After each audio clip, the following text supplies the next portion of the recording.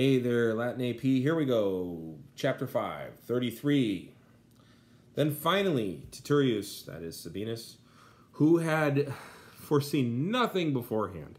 Now, what's really weird is that, like 2 years prior, you might remember him from when they were attacking flocks of seagulls up and down the coast. He'd actually tricked a bunch into into an ambush very similar to this. He tricked a bunch of Gauls into it, and yet he ends up being hung up by his own petards on this. But anyway, he began to tremble and run around and to station his cohorts.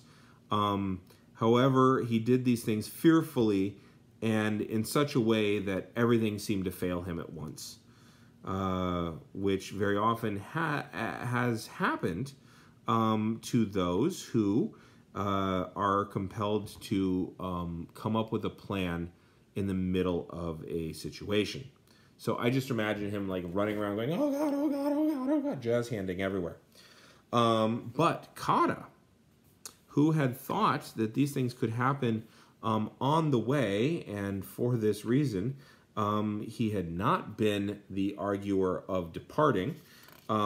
He was in no way lacking when it came to the common safety of his soldiers, and in calling and encouraging the soldiers in the way that a general does, and in fulfilling the duty of a soldier in a battle. So not only was he, I knew this was coming, this is why I said not to go, but then he basically put on his general helmet. He's like, you men over here, we need to fortify this over here, we're getting attacked over here, and oh, I'm going to stab this guy over here, because I'm also a badass, and I'm also a fighter. So that's what he does. So when, on account of the length of the column, they could less easily perform everything themselves, they being Sabinus and Cotta. So in other words, because the column's so long, he can't just shout to men here and there. He's going to have to send messengers. Yeah, they...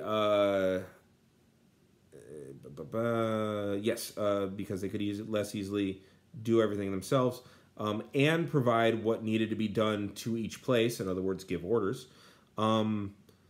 because of the length of their column. Right? They ordered the officers to give the command to leave the baggage and form a, what do we want to say? It's a shield circle, basically. It's an orb. Field an orb. Settle a circle. Make a circle. This plan, although in a disaster of this kind, it is not to be condemned. This is the right plan, in other words. Nevertheless, it turned out badly. For it both diminishes hope for our soldiers. Like if you're getting into a defensive posture, you're starting to recognize that you're being attacked and you're not the one attacking.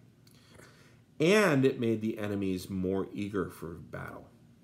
Because they're like, oh, look, they're retreating. Because it did not seem like it was done without the greatest amount of fear. Or despair.